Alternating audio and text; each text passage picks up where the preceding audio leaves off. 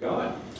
Welcome. Well, thank you very much, Nancy Bambach, for joining us today to talk about your father, who was certainly a big influence in Charlevoix sports and as a teacher in the Charlevoix school system, Ray Kipke.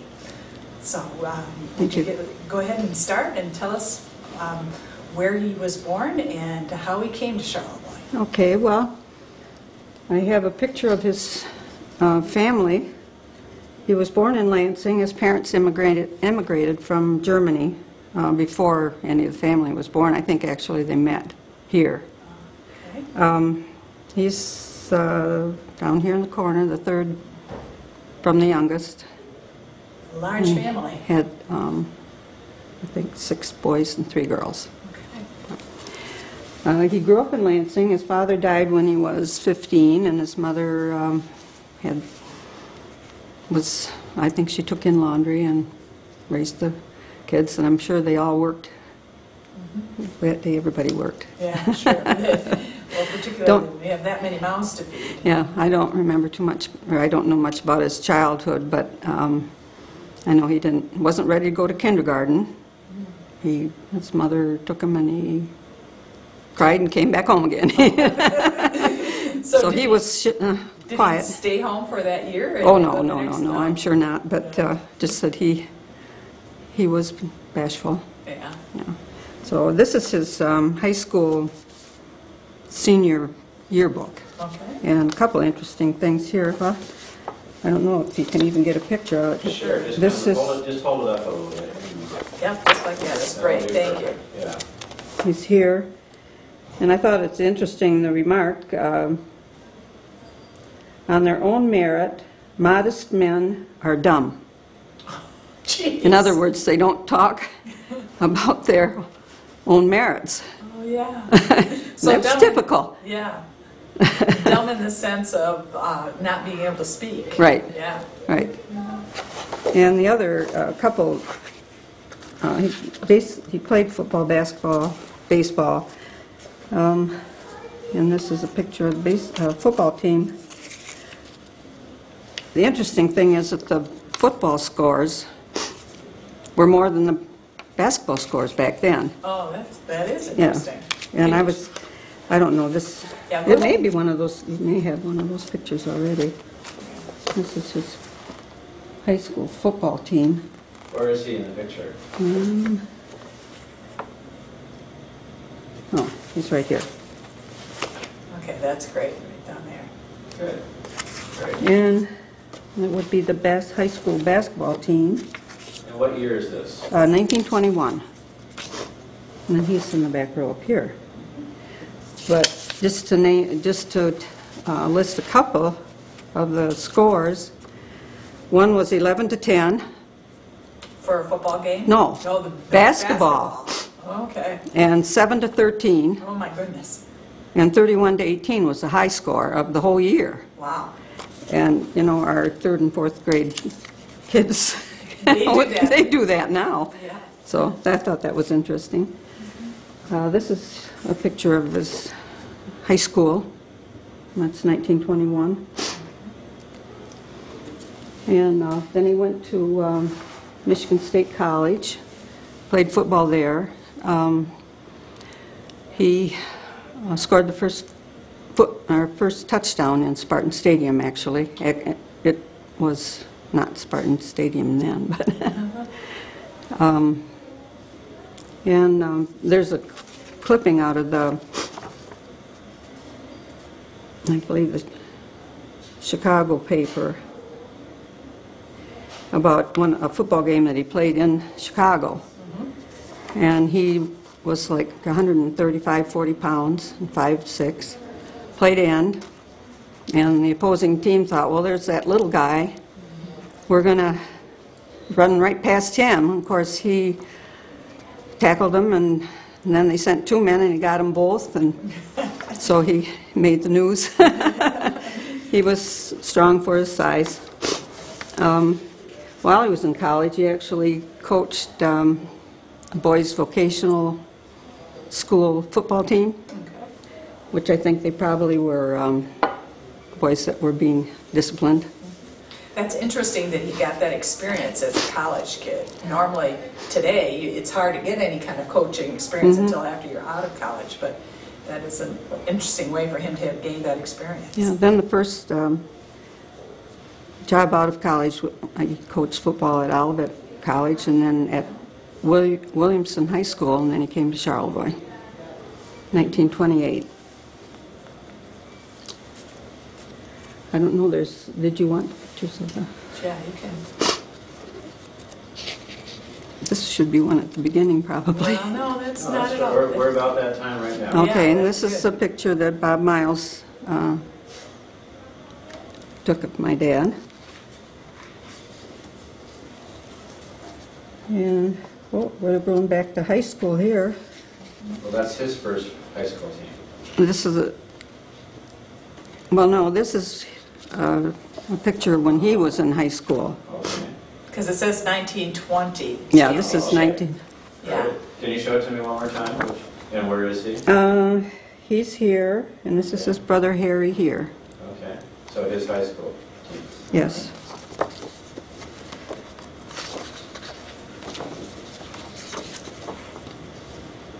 And this would be a picture of his first football team here in Charlevoix. And he's here. This is Stuart Coleman up here. So this would be 1928 or 9, right? Right. Yeah. And who was Stuart Coleman? Well, he assisted with the athletic program, and he was the track coach. Okay. And he really helped a lot because he had what they called Coleman's Cats, which for the elementary kids, teaching them basketball Okay, when they so- were young. So he was building the program. And this would be the first basketball team after he was in Charlevoix. Just only 4 kids, or 8 kids, it looks like. 8. That's a- Well, we graduated, and when I was in school, 43. So I'm sure the classes were smaller back there. Yeah.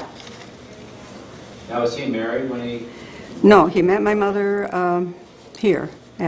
She had moved here about a year before that, I think. Okay. So So- they both were kind of new people. Yes, new she you came at the time. from the Upper Peninsula, Manistee. And she worked in the bank. Did he teach? He taught here, too. What did he teach? He taught math. Well, the Polar Bears, this was a semi-professional basketball team that played, and he's here. I don't know how long. I remember, when he was playing on that team, but I was young, and I don't know how long. Do you remember, did you go often go to his games when you were young, when he played on that team? No, I No? think I was probably home with a babysitter. Okay. At that time, it was an opportunity for your mom to get out too. Yeah. And see, this is the championship basketball team, 1938, I believe it was. Actually, I think they lost in the finals. And there is a couple of carries on that team, right? Well, there's one. This would be Keith Carey here. Uh-huh. I thought number 12, was he? Oh yeah, that's Tom. Yeah, there are 2 Careys there. Yeah. This is Perry Smith, I believe. He's still around. Did you go to those high school games when you were younger? Not a lot Not a lot. until I was probably in junior high or high school. Junior high, okay. And this is 1945 football team, and I believe they went undefeated and unscored against that year. Well, I've jumped ahead a little bit because Go ahead and jump back. That's we'll go back to, this is Proud Papa, that's me, okay. and here's another one. And he liked to hunt. He hunted fox mostly. He had 2 hound dogs, Casey and Riley. That's neat. And this is Lloyd Curtis. He was a pharmacist in town, and there's some of their Did you, pelts. what do you do with the pelts? With the brass pelts? Well, actually, back then, there was a bounty, so they were paid $5 for everyone that they Really? killed. And my mother had a fox fur, but otherwise, I really don't know. Yeah, I wondered if she had Yeah, interesting story about the fox. My husband, only he was a high school student at the time, and probably 15 or 16, I don't know. Anyway, he was out driving his car around Bells Bay and happened to hit a fox. And he really didn't know what to do with it, so he knew my dad hunted. And he brought it to school, or he came to school and asked him if he could help him clean it. He said sure, so he put papers down right in the entrance of the gym, cleaned the fox for him. Oh, my. And then my husband got a $5 bounty and sold it to someone else for $5, so that was a big deal. Yeah, that was a big deal. This is a picture of two of his friends. It's Stuart Coleman and Lloyd Curtis. Okay. And this is his fishing shanty. Where did he like to keep his shanty? Well, What part of Lake Charlevoix? I really don't know that either. I probably was younger. You know. Okay. And this is a little boat that he had. We called it the putt-putt. Did you spend any time We with it? did. We'd get in that little boat and he'd go somewhere in Lake Charlevoix and find a beach, and we'd park and have a picnic. And the other thing, we would drive out to Bells Bay, which we went where the cement plant is, out around the edge of the lake. And he'd go out past Bells Bay, and there was a spot where he could walk through the woods a little bit, and it was a really nice beach and private, and we'd have a beach party. That's neat. So- Kind of where the state park is now. Isn't that A little neat? beyond, yes, right. Now, could you just show me those small pictures one more time, and I'm just going to zoom in on them and just do one at a time, and Oh, kind of in order here, and then okay. yeah, let's just start. Yeah, just kind of hold up, and I'll tell you when that works. Yeah, okay, got that. Next one, same place. Okay, can you kind of tilt? Yeah, that's it, yeah. Great, next.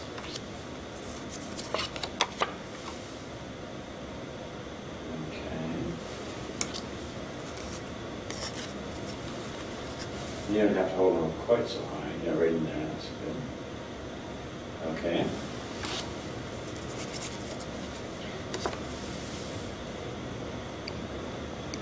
And who is this again? Stuart Coleman and Lloyd Curtis is in the middle, Okay. the pharmacist. He was the pharmacist, and Coleman again was the track coach. And he taught English. Okay. And this is, The shanty, okay. The putt-putt. the putt-putt. Okay, now I get it. Where did you all live when you were growing up? Well, teachers were transient. Back then, there was no such thing as, what do they call it now? Well, no, Where they're secure with their job with after. their job. Yeah. We rented and moved almost every year because a lot of the rentals were through the school year, and then the summer people Would come. would come. Okay. So the one that I remember first was up right across from the old hospital on top of the hill. And then we moved into apartment, would be right across the street over here. Okay. And then they bought the house on the corner of Bridge and Garfield, which is where the AAA business is now, Okay. right across from the Catholic Church. And we lived there until we moved to Lansing that year because my dad's contract wasn't renewed, and which was interesting day because he came home from work and he said, something's not right He said, everyone else got a contract today, but I didn't. And also one of the other teachers. Or, well, actually, it was Mr. North, and I think he might have been a superintendent. The two of them didn't get contracts. When That was it. this? What year was that? 1944. Right, and then the next year he comes back and wins the state champion? Well, we went to Lansing. Actually, what happened then is that for one day anyway, most of the students just didn't go to school. They struck. Well, good for them. I was over in this building, which was middle school, and then high school was over in the old building that's gone. But we went over for study hall. So I went over to study hall, and it was almost empty. I was there, and the children of the people on the school board were there. That was it. Not too many others. Wow. So, but I don't know what happened in the meantime here, because we went to Lansing for a year, and I think by the end of the year we knew we were coming back, so I don't know what transpired between the citizens and the school board. In the meantime, I don't know. Yeah, that is interesting. But it was traumatic. Absolutely. They sold the house, and then when they came back, they just rented again, and it was hard on my mother. I think she never was quite the same. So do you have brothers and sisters? I have two sisters younger, Amy and Benny. And what did he do for that year in Lansing? Well, believe it or not, he taught phys ed in junior high. And he said, what can you do with 125 students in 45 minutes? In one class? In one class. Yeah. He didn't like it at all. Yeah, I can imagine. It was really hard. Well, particularly because teaching math is such a precise thing for people. Oh, no, well, this is a phys ed class. He didn't Right. teach math down there. Right. That's Oh, what I see meant. what He you went mean. from teaching math to doing, Yeah. doing that, and it would have been a Yeah, real it was shock hard. for him. So anyway, he came back to Charlevoix, and he didn't leave again. Yeah, he certainly continued on. When did he stop coaching and was he athletic director? I think I read that. Yes, I think he was. Yeah. Well, the last year he coached was 50-51. Okay. And Because then he taught for quite a number of years after that. see, I graduated in 49, so then I was gone. Yeah. And, I wasn't around much then, but he really had talked a little bit before that about wanting to get out of coaching. So, and he had the summer job at the Belvedere, which what was his job at the Belvedere? they didn't have a pro, so he did everything that a pro would do except teach golf. Okay. Had, charge of the office and the caddies and everything. He was, I don't know, probably manager. Manager. I don't know what we would call it. He didn't have a title. Yeah. But they relied on him heavily to keep it running well. Okay. It was the job Yeah. at the Belvedere. It's how you do it. Right. That's funny. Everyone called him Kip out there. Okay. Did he talk to you at all about coaching? What his thoughts were about coaching? No, not really. But I will say one thing about the coaching. Well, in the article, a lot of his former players and everything that are, talked about it. But I think only one time I saw him get up off the bench, and everybody said, "Boy, I've never seen him off the bench before." Right. Yeah. They said he was very calm. There was that description. They didn't yell Quiet. at kids. It was No. quiet Yeah. the whole time. Well, he was the kind of person that you knew what he expected, and he didn't have to say it. Yeah. As a parent and also as a coach. So he was successful, wasn't he? As a coach, you mean? Well, yes, he had, actually probably the 4 best years were the years that I was in high school. That's neat. And he, and then earlier, like he had the 1 championship team in 1938. And there were years when they lost a lot of games. He said, well, you can only do so much with the material that you have to work with. And sometimes some years the athletes aren't as talented as other years. So. And kids can try really hard, but then if they meet people who have more natural talent than they do, you know, that's right. You win and you lose. That's right. competition. Well, as far as being successful, I don't know as you can measure it all in wins and losses, because he influenced a lot of people over the years, and I've had people come and say he was the best teacher they ever had, and I've had other people that were kind of afraid of him, and you know. Yeah. One thing I do know, that if anybody had asked him for help, he would have spent as long as he needed to help them, but that little fear factor, they probably didn't go to him when they could have. Right, yeah. And well, and the other interesting thing about when we moved to Lansing, I went to my first math class and I thought, whoa, I haven't seen any of that before. They were far advanced from what we'd had here. So I had my own tutor at home. And by the time we finished the first marking period, I aced it, and teacher told everybody in class what had happened, so that was nice. Yeah, that was nice for you to be able to overcome the gap. Yeah, it's like you look at triangles and squares and all that, and you've never figured out how to measure them or figure the area or the circumference right. or perimeter and all that. Yeah, it's overwhelming, but he taught me through that. Sounds good. And you're really right about that. You can't always measure success in wins and losses. That's really an important thing for all of us to remember. Because you do, I think a lot of times the coach's demeanor and how he behaves in the loss is just as important for a kid to learn as it right. during the win. Right. It was interesting for me to read the articles of that were in the paper when he died, because of some of the statements that his former students had made, and the fact that he wrote down during the game he was writing like this, and they knew that he was writing something that one of them were going to hear about.